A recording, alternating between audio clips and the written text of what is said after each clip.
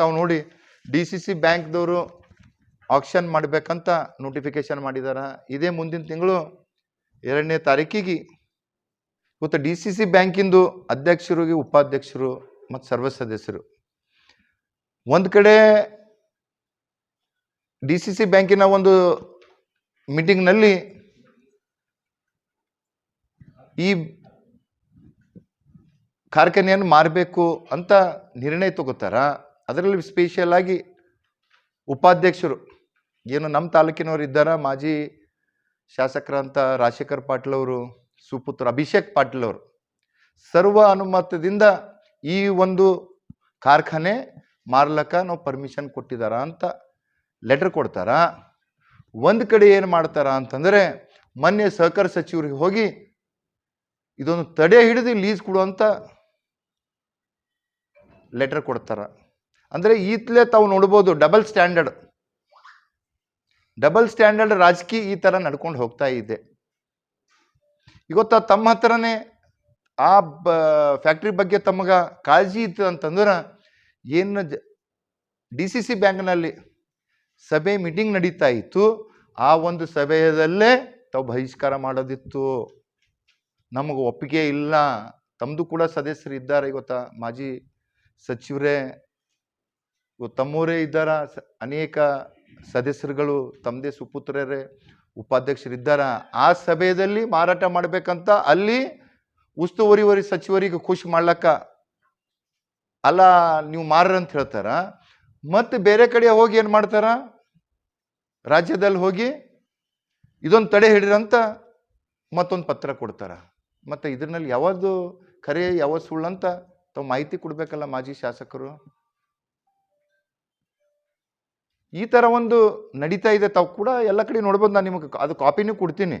ಸರ್ವ ಅನುಮತದಿಂದ ಏನಿವತ್ತ ತಾವು ನೋಡಿ DCC ಬ್ಯಾಂಕ್ದವರು ಆಕ್ಷನ್ ಮಾಡಬೇಕಂತ ನೋಟಿಫಿಕೇಶನ್ ಮಾಡಿದಾರ. ಇದೇ ಮುಂದಿನ ತಿಂಗಳು 2ನೇ ತಾರೀಕಿಗೆ ಆಕ್ಷನ್ ಇಟ್ಟಿದ್ದಾರೆ. ಮತ್ತು DCC ಬ್ಯಾಂಕ್ದವರು ಸರ್ವ ಅನುಮತದಿಂದ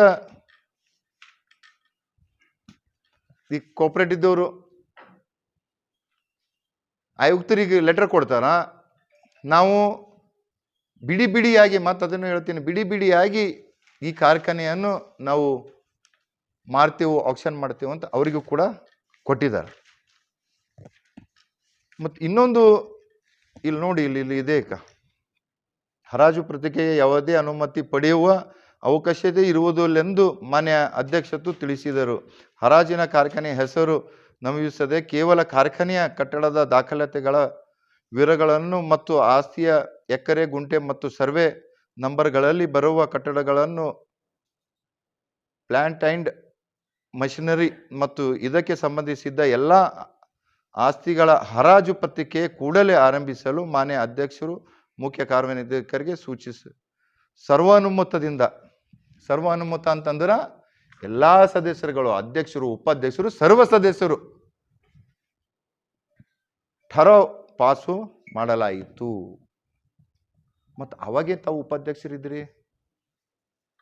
ಆ ಒಂದು ಸಮಯದಲ್ಲೇ ನನಗೆ ಏನಿಗೊತ್ತು, ತಾವು ಹರಾಜು ಪ್ರಕ್ರಿಯೆ ಮಾಡ್ಬೇಕಂತ ಇದ್ರಿ, ನಮ್ಮ ಸಮ್ಮತಿ ಇಲ್ಲ ನಿಮಗೆ, ಅವಾಗೆ ಬಹಿಷ್ಕಾರ ಮಾಡೋದಿತ್ತು. ಇದಕ್ಕೆ ಇಲ್ಲೊಂದು ಅಲ್ಲೊಂದು ಅಂದರೆ ಏನು ಡಬಲ್ ಸ್ಟ್ಯಾಂಡರ್ಡ್ ಯಾವಾಗಲೂ ಕೂಡ ಇವ್ರದ್ದು ಹಿಂಗೆ, ಹಿಂದಕ್ಕೂ ಕೂಡ ಹಿಂಗೆ ಇತ್ತು. 2015ನಲ್ಲಿ ಅವಾಗ ಇವರು ಕೂಡ ಡೈರೆಕ್ಟರ್ ಆಗಿರೋ ಮಾಜಿ ಶಾಸಕರು, ಇವರು ಸೋರ ಅಂತ ಭೀಮರಾವ್ ಪಾಟೀಲ್ ಕೂಡ ಇವತ್ತ ಆ ಒಂದು ಫ್ಯಾಕ್ಟ್ರಿನಲ್ಲಿ ನಿರ್ದೇಶಕರಾಗಿದ್ದರು. ಆ ಒಂದು ಸಮಯದಲ್ಲಿ ಕೂಡ ತಮಗೆ ಹೇಳಕ್ಕೆ ಇಚ್ಛಪಡ್ತೀನಿ, ಆ ಒಂದು ಸಮಯದಲ್ಲಿ ಕೂಡ ಏನಾಗ್ತು ಅಂತಂದರೆ ಕರ್ನಾಟಕ ರಾಜ್ಯದಲ್ಲೇ ಯಾವುದೇ ಒಂದು ಫ್ಯಾಕ್ಟ್ರಿಗಳಿದ್ದಾಗ ಒಂದು ಅಲ್ಲಿನ ವ್ಯವಸ್ಥಾಪಕ ನಿರ್ದೇಶಕರು MD ಮತ್ತು ಅಲ್ಲಿನ ಅಧ್ಯಕ್ಷರಿಗೆ ಸಹಿ ಮಾಡೋಂಥ ಪದ್ಧತಿ ಇದೆ. ಇವತ್ತು ಸರ್ಕಾರದಿಂದ ಕೂಡ ಇದೆ. ಆದರೆ ನಮ್ಮ ಈ ಒಂದು ಸಮಯದಲ್ಲಿ 2015ರಿಂದ 2020 ಅವಾಗ ಏನಿತ್ತು ಅಂತಂದ್ರೆ ಟ್ರಿಪಲ್ ಸಿಗ್ನೇಚರ್ ಬೇಕಾಗಿತ್ತು, ಮೂಗರ್ದು. ಯಾರ್ಯಾರದು ಅಂತಂದರೆ ಅಧ್ಯಕ್ಷರದು, MDದು, ಮನೆ ಭೀಮರಾವ್ ಪಾಟೀಲ್ ಅವ್ರದ್ದು. ಯಾಕೆ ಅಂತಂತಂದರೆ ತಮಗೆಲ್ಲ ಕೂಡ ಗೊತ್ತು ಯಾಕೆ ಅವ್ರದ್ದು ಸಿಗ್ನೇಚರ್ ಬೇಕಾಗಿತ್ತು. ಅವುಗಳು ಕೂಡ ಹಿಂದಕ್ಕೆ DCC ಬ್ಯಾಂಕ್ಲಿಂದ ಗ್ಯಾರಂಟಿ ಕೊಟ್ಟೆ ದುಡ್ಡು ತಗೊಂಡೆ ಲೋನ್ ತೊಗೊಂಡೇ ನಡ್ಸ್ಕೊಂಡು ಹೋಗ್ತಾ ಇದ್ರು. ಏನು 2015ರಿಂದ ಇದಾಗ್ತಾ? ಅವಾಗೊಂದು ಕೂಡ ನೋಡಿ 2015ರಿಂದ 2020 ಎಷ್ಟು ಮಾಡಿದಾರೆ ಅಂದರೆ 2015ರಿಂದ 16 55 ದಿವಸ ನಡೆಸಿ 67,659 ಮೆಟ್ರಿಕ್ ಟನ್ ನುರಿಸಿದ್ದಾರೆ ಇವತ್ತು. ಅದು ಕೆಪಾಸಿಟಿ ಇರೋದು 5 ಲಕ್ಷ ಮಾಡಬೇಕು ವರ್ಷಿಗೆ, ಆದರೆ ಎಷ್ಟು ಮಾಡಿದ್ರು 67,669. 16-17 ಸಾಲಿನಲ್ಲಿ 39 ದಿವಸ ನಡೆಸಿ 42,129 ಕ್ರಷಿಂಗ್ ಆಗ್ತು. 2017-18ರಲ್ಲಿ 29 ದಿವಸ ನಡೆಸಿ ಖಾಲಿ 20,612 ಮೆಟ್ರಿಕ್ ಟನ್ನು ನುರಿಸಿದ್ರು. ಮತ್ತು 18-19ರಲ್ಲಿ 60 ದಿವಸ ನಡೆಸಿ 72,909 ಟನ್ನನ್ನು ನುರಿಸಿದ್ರು. 2019-20ರಲ್ಲಿ ಮತ್ತೆ ಬಂದಾಗ್ತು. ಈ ಥರ ನಾನು ಯಾಕೆ ಇದು ಹೇಳ್ತಾ ಇದ್ದೀನಿ ಅಂತಂದರೆ, ಅವಾಗ ತಮ್ಮದೇ ಸರ್ಕಾರ ಇತ್ತು, ಸರ್ಕಾರದಿಂದ ದುಡ್ಡು ತೊಗೊಂಡು ಬಂದಿದ ಅಂತ ಹೇಳ್ತೀರಿ. ಮತ್ತು ಕ್ರಷಿಂಗ್ ಯಾಕೆ ಕಮ್ಮಿ ಆಗ್ತು, ಮತ್ತು ಟ್ರಿಪಲ್ ಸಿಗ್ನೇಚರ್ ಯಾಕೆ ಇಟ್ಟಿದ್ರಿ, ಇದ್ರ ಬಗ್ಗೆ ತಾವು ಸ್ಪಷ್ಟನೆ ಕೊಡಬೇಕು. ಯಾವ ಕಾರಣಕ್ಕಾಗಿ ಟ್ರಿಪಲ್ ಸಿಗ್ನೇಚರ್ ಇಟ್ಟಿದ್ರಿ? ಯಾಕೆ ಕಿಕ್ ಬ್ಯಾಕ್ ತೊಗೋಬೇಕಂತ ಇದು ಟ್ರಿಪಲ್ ಸಿಗ್ನೇಚರ್ದು ಒಂದು ಪ್ರಸ್ತಾವನೆ ಮಾಡಿ DCC ಬ್ಯಾಂಕ್ಲಿಂದ ಕೊಟ್ಟು ಕಳಿಸಿದ್ರು. ಎಲ್ಲೂ ಕೂಡ ನಾನು ಕೇಳಿಲ್ಲ, ನಂದು ಈ ಒಂದು ರಾಜಕೀಯ ಜೀವನದಲ್ಲಿ ಎಲ್ಲೂ ಕೂಡ ಟ್ರಿಪಲ್ ಸಿಗ್ನೇಚರ್ ಅಂತ ಎಲ್ಲೂ ಕೂಡ ಇಲ್ಲ. ಈಗಾಗಲೇ ತಾವು ಕೂಡ ನೋಡಿದಿರಿ, ಮೊನ್ನೆ ಏನು ನಮ್ಮ ಹೊಸದಾಗಿ ಮುಖ್ಯಮಂತ್ರಿ ಆದಂಥ DK ಶಿವಕುಮಾರ್ ಸಾಹೇಬರು ನಮ್ಮ ಬಸವ ಕಲ್ಯಾಣಕ್ಕೆ ಅನುಭವ ಮಂಟಪಕ್ಕೆ ಭೇಟಿ ಕೊಟ್ಟಿದಾಗ ಅವಾಗ ನಾವು ನಮ್ಮೆಲ್ಲ ಶಾಸಕರುಗಳು ಕೂಡ ನಾನು ಪ್ರಸ್ತಾವನೆ ಕೊಟ್ಟೆ, ಇದು ಬೇಗನೆ ಲೀಸ್ ಕೊಡೋದಂಥ ಕೆಲಸ ಆಗಬೇಕು, ಟೆಂಡರ್ ಕರಿಬೇಕು, ಕ್ಯಾಬಿನೆಟ್ನಲ್ಲಿ ಅಪ್ರೂವಲ್ ಕೊಡಬೇಕಂದ್ರೆ ಅವರು ಕೂಡ ಸಹಮತದಿಂದ ಕೊಟ್ಟಿದ್ರು. ಮತ್ತೆ ಏನಾಗ್ತು ಅಂತಂದರೆ, ನಾನು ಮತ್ತೆ ಅವ್ರಿಗೆ ನೆನಪು ಹೋಗ್ತಂತ ಮೊನ್ನೆ ನಾನು 24ನೇ ತಾರೀಕು ಮತ್ತೆ ಪರ್ಸ್ನಲಿ ಅವ್ರ ಮನೆಗೆ ಹೋಗಿ ಅಲ್ಲೂ ಕೂಡ ಕೊಟ್ಟಿನ ಮ್ಯಾಕೆ ಈಗ ಮುಖ್ಯಮಂತ್ರಿಗಳೇ ಕೊಟ್ಟಿದ್ದಾರೆ. ಗೊತ್ತಾ, ಜುಲೈ ಇದು ನಮ್ಮದು ಜುಲೈ 20ನೇ ತಾರೀಕಿಗೆ 24ನೇ ತಾರೀಕಿಗೆ ಹೋಗಿ ಅವರಿಗೆ ಲೆಟರ್ ಕೊಟ್ಟು ಇದ್ರ ಬಗ್ಗೆ ಮತ್ತೆ ಅವರಿಗೆ ಫ್ಯಾಕ್ಟ್ರಿ ಬಗ್ಗೆ ಎಲ್ಲನೂ ಕೂಡ ಹೇಳಿದೆ. ಈ ಥರ ಇದೆ ಫ್ಯಾಕ್ಟ್ರಿ, ಇದು ಭಾಳ ಹಳೆ ಫ್ಯಾಕ್ಟ್ರಿ ಇದೆ, ಇವತ್ತು ಲೀಸ್ ಕೊಡ್ತಂಥ ಕಾರ್ಯ ಆಗಬೇಕು. ಆದರೆ DCC ಬ್ಯಾಂಕಿನವರು ಏನು ಮಾಡ್ತಾ ಇದ್ದಾರೆ ಅಂದ್ರೆ, ಇದು ಆಕ್ಷನ್ ಮಾಡಿ ಪೂರಾ ಫ್ಯಾಕ್ಟ್ರಿನೇ ಮಾರಿಬಿಡಬೇಕು, ಯಾರೋ ರಿಯಲ್ ಎಸ್ಟೇಟ್ದವ್ರು ಭೀ ತೊಗೋಬೋದು, ಯಾರು ಕೂಡ ತೊಗೋಬೋದು. ಅದಕ್ಕಾಗಿ ತಾವು ಕಾಳಜಿ ವಹಿಸಿ ಮಾಡಿದಾಗ ಅವರು ಶುಗರ್ ಸೆಕ್ರೆಟರಿ ಅವರಿಗೆ ಬರೆದರು, ಪರಿಶೀಲನೆ ಮಾಡಿ ಟೆಂಡರ್ ತೆಗೆಯಲು ಕ್ರಮ ಕೈಗೊಳ್ಳಿ. ಗೊತ್ತಾ, ನಮ್ಮ ಮುಖ್ಯಮಂತ್ರಿಗಳು, ರಾಜ್ಯದ ಮುಖ್ಯಮಂತ್ರಿಗಳೇ ಗೊತ್ತಾ ಶುಗರ್ ಸೆಕ್ರೆಟರಿಯವರಿಗೆ ಕೊಟ್ಟಿದ್ದಾರೆ. ಆದರೆ ಈ ಒಂದು ಸರ್ಕಾರದಲ್ಲಿ ನೋಡ್ರಿ ಯಾವ ಥರ ಆಗ್ತಾ ಇದೆ ಅಂದರೆ, ಇವತ್ತು ಮುಖ್ಯಮಂತ್ರಿಗೆ ಕೊಟ್ಟಂಥ ಆದೇಶಕ್ಕೆ ಅವರಿಗೆ ಬೆಲೆ ಇಲ್ಲದಪ್ಲೆ ಆಗ್ತಾ ಇದೆ. ಮುಖ್ಯಮಂತ್ರಿಗಳು ಒಂದು ಕಡೆ ಕೊಡ್ತಾರ, ಆದರೆ ಈ DCC ಬ್ಯಾಂಕಿನವ್ರು ಏನಂತಾರ, ನಾವು ಸರ್ಕಾರದ ಯಾವುದು ಕೂಡ ಕೇಳಲ್ಲ. ನಾವು ಲಾಸ್ಟ್ ಟೈಮ್ KDP ಮೀಟಿಂಗ್ನಲ್ಲಿ ಕೂಡ ಕೇಳಿದಾಗ ಏನಂತಂದ್ರು, ಯಾವ ಥರ ರನ್ ಫ್ಯಾಕ್ಟ್ರಿ ಬಾಗಲಕೋಟ್ನಲ್ಲಿ ಏನು ರನ್ ಫ್ಯಾಕ್ಟ್ರಿಗೆ ಲೀಸ್ ಕೊಟ್ಟಿದಾರ ಸರ್ಕಾರದಿಂದ, ಅದೇ ಮಾದರಿಯಲ್ಲಿ ನಮ್ಮ BSSA ಕಾರ್ಖಾನೆ ಕೂಡ ನಾವು ಲೀಸ್ ಕೊಡಬೇಕಂತ ಹೇಳಿದಾಗ ಸರ್ಕಾರದವ್ರು ತಪ್ಪು ಮಾಡ್ಯಾರ, ನಾವು ಮಾಡ್ಲಿಕ್ಕಾಗಲ್ಲ ಅಂತ DCC ಬ್ಯಾಂಕ್ ಅಧ್ಯಕ್ಷರು ಕೂಡ ಹೇಳ್ತಾರೆ. ಆದರೆ ಈಗಾಗಲೇ ತಾವು ನೋಡಿ ಏನಾಗ್ತಾ ಇದೆ ಅಂತ, ಇಡೀ ಜಿಲ್ಲೆನೇ ಇದರ ವಿರುದ್ಧವಾಗಿದೆ. ಏನು ಇವರು ಮಾರಾಟ ಮಾಡ್ಲಕ್ಕೆ ಹೋಗ್ತಾ ಇದ್ದಾರೆ. ಇವತ್ತು ಸಾವಿರಾರು ಕಾರ್ಯಕರ್ತರು, ನಾನು ಕೂಡ ನಿನ್ನೆ ಬೆಂಗಳೂರಿಗಿದ್ದಾಗ ನಾನು ಮಾಧ್ಯಮ ಮುಖಾಂತರನೇ ನೋಡಿದೆ, ಸಾವಿರಾರು ರೈತ ಮುಖಂಡರುಗಳು, ರೈತರು ಬೀದಿಗಿಳಿದು ಹೋರಾಟ ಮಾಡ್ತಾ ಇದ್ದಾರೆ. ಅವರು ಕೂಡ ಎಚ್ಚರಿಕೆ ಕೊಟ್ಟಿದ್ದಾರೆ, ನೀವು ಮುಂದೆ ಬೇಗನೆ ಇದಕ್ಕೆ ಲೀಸ್ ಕೊಟ್ಟು ಪ್ರಾರಂಭ ಮಾಡಿಲ್ಲ, ನೀವು ಮಾರ್ಲಕ್ಕೆ ಏನಾರ ಹೋದ್ರು ಅಂತಂದ್ರೆ ಉಗ್ರ ಹೋರಾಟ ಮಾಡ್ತೀವಂತ ಹೇಳಿದ್ದಾರೆ. ಅದರಾಗೆ ಏನು ಕಾರ್ಮಿಕರು ಕೂಡ ಇದ್ದಾರೆ, ಸುಮಾರು 500-600 ಕಾರ್ಮಿಕರು ಕೂಡ ಇದ್ದಾರೆ. ಅವರೆಲ್ಲ ರೂಢಿ ಬಂದಿದ್ದಾರೆ, ಅವ್ರಿಗೆ ಪಾಪ ಕರೆಂಟ್ ಬಿಲ್ ಕಡಿಯುವಂಥ ಪರಿಸ್ಥಿತಿನೂ ಕೂಡ ಇಲ್ಲ. ಪಾಪ ಅವ್ರ ಮನೆ ನಡೆಸುವಂಥ ಇದನ್ನು ಕೂಡ ಆಗ್ತಾ ಇಲ್ಲ. ಅವ್ರ ಬಗ್ಗೆನೂ ಕೂಡ ನಾವು ವಿಚಾರ ಮಾಡಬೇಕಾಗಿದೆ. ಅವರು ಕೂಡ ಹೋರಾಟ ಮಾಡ್ತಾರಂತ ಇವತ್ತು ಬೆಳಗ್ಗೆನೂ ಕೂಡ ನಂಗೆ ಮಾತಾಡಿದ್ರು ಎಲ್ಲ ಕಾರ್ಮಿಕರು, ಮೊನ್ನೆನೂ ಕೂಡ ಮಾತಾಡಿದ್ದಾರೆ. ನಾವೇ ಮೊನ್ನೆ ಮಾತಾಡ್ಬೇಕಂದ್ರೆ ಏನು ಇವತ್ತು ಅಧಿವೇಶನ ನಡೀತಾ ಇದೆ, ಆದ ಕಾರಣ ಇವತ್ತು ನಾನು ಬಂದು ಅದಕ್ಕೆ ಬಗ್ಗೆ ಡಿಟೇಲ್ ಆಗಿ ತಮ್ಮ ಹತ್ರ ಏನೇನು ಆಗ್ತಾ ಇದೆ ಏನೇನಿಲ್ಲ ನಾನು ಹೇಳೋದಿಷ್ಟೇ. ಇಲ್ಲಿನ ಏನು ಮಾಜಿ ಶಾಸಕರಿದ್ದಾರ ಇದ್ರ ಬಗ್ಗೆ ಏನು ಮೊನ್ನೆ ಮುಖ್ಯಮಂತ್ರಿಗಳು ಬಂದಾಗ ವೇದಿಕೆ ಮ್ಯಾಗ ಹೇಳ್ತಾ ಇದ್ದರು ಇದು ಮಾಡ್ಬೇಕಂತ, ಅದು ಹೇಳಿದ ಮ್ಯಾಕೆ ಅವ್ರ ಮಗ ಹೋಗಿ ಮಾರ್ಬೇಕಂತ ಪ್ರಕ್ರಿಯೆಯಲ್ಲಿ ಪಾಲ್ಗೊಳ್ತಾರ. ಇದು ಡಬಲ್ ಸ್ಟ್ಯಾಂಡರ್ಡ್ ಇಲ್ಲೋತ್ತಿಗೆ ಏನಿದೆ ಇದು?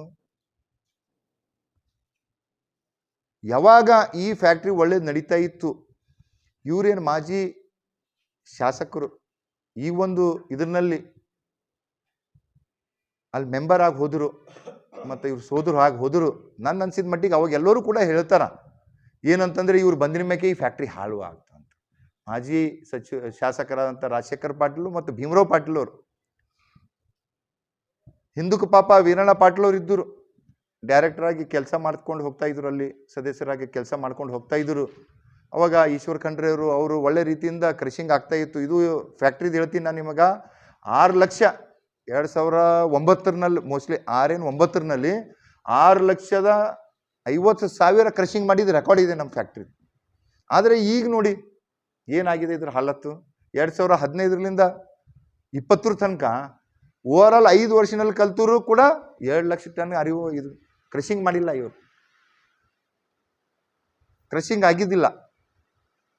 ಯಾಕ ವೀರಣ್ಣ ಪಾಟೀಲ್ ಅವರು ಇದ್ದರು, ಅವ್ರಿಗೆ ಯಾಕೆ ಪಾಪ ಬಿಟ್ಟು ನೀವು ಬರೋದೇನು ಇದ್ರೊಳಗಿತ್ತು?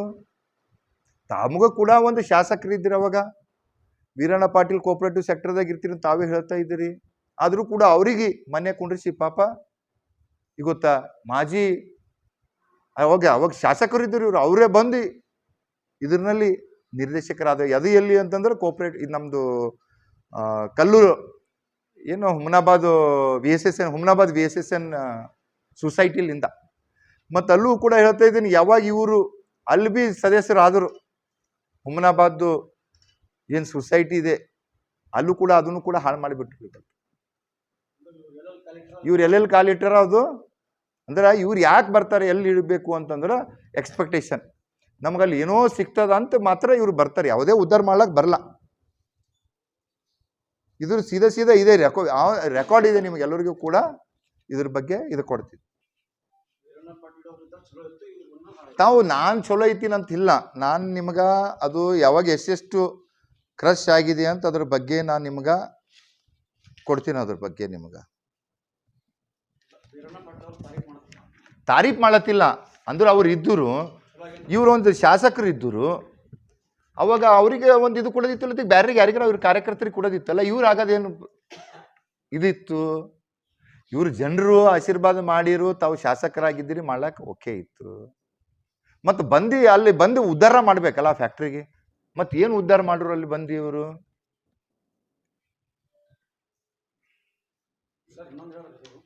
ಹಾಂ ರೀ, ವಿರುದ್ಧ ಮಾರಾಟ ಮಾಡ್ಬೇಕಂತ ಮಾಡ್ಯಾರ, ಅದ್ರ ವಿರುದ್ಧ ಇಲ್ಲ.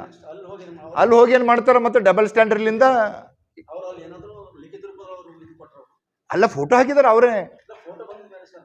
ಈಗ ನೋಡಿ ಅವರೇ ಸ್ಟೇಟ್ಮೆಂಟ್ ಕೊಟ್ಟಿದ್ದಾರ. ನಾವು ಹೋಗಿ ಏನು ಗೊತ್ತಾ, ಡಿ.ಸಿ.ಸಿ ಬ್ಯಾಂಕು ಏನು ಮಾರಾಟ ಮಾಡ್ಬೇಕಂತದ ಅದನ್ನು ರದ್ದುಪಡಿಸಿ ಎಲ್ಲಾರ ಒಟ್ಟಿ ಬೇಸಿಸ್ ಮ್ಯಾಗ ಲೀಸ್ ಕೊಡ್ಬೇಕಂತ ಅವರೇ ಕೊಡ್ತಾರ. ತಂದಿ ಮಗ ಹೋಗಿ ಅದು ಪ್ರಶ್ನೆ ಅವ್ರಿಗೆ ಕೇಳ್ರಿ, ಮತ್ತೆ ಯಾಕೆ ಹೋದ್ರ ಅವ್ರಿಗೆ ಕೇಳ್ಬೋದಲ್ಲ, ತಾವು ಕೂಡ ತಮ್ಮ ಹಕ್ಕಿದೆ. ಇವತ್ತು ಪತ್ರಿಕಾದ ಅವ್ರು ಹೇಳ್ತಾರ ಅದರಲ್ಲಿ ಮೀಡಿಯಾ ಥ್ರೂ, ನಾವು ಏನು ಇವತ್ತು ಡಿ.ಸಿ.ಸಿ ಬ್ಯಾಂಕು ಇದು ಮಾಡ್ತಾ ಇದೆ. ಮತ್ತು ಓಪನ್ ಆಗಿ ಹೇಳ್ಬೇಕಲ್ಲ, ಅವರು ಡಿ.ಸಿ.ಸಿ ಬ್ಯಾಂಕ್ದವರು ಅಮರ್ ಖಂಡ್ರಿ ಅವರು ಅಧ್ಯಕ್ಷರು ತಪ್ಪು ಮಾಡ್ತಾ ಇದ್ದಾರಾ? ಈ ಕಡೆ ಇವ್ರ ಕಡೆನೂ ಕಾಂಪ್ರಮೈಸು, ಆ ಕಡೆ ಅವ್ರ ಕಡೆನೂ ಕಾಂಪ್ರಮೈಸು. ಹಿಂಗೆ ಮಾಡಿ ಮೊದಲಿನ ಹಿಡಿದು ಇದೇ ಥರ ಮಾಡ್ಕೊಂಡು ಕಾಂಪ್ರಮೈಸ್ ಮಾಡ್ಕೊಂಡೇ ಇಲ್ಲಿ ತನಕ ಬಂದಿದ್ದಾರ.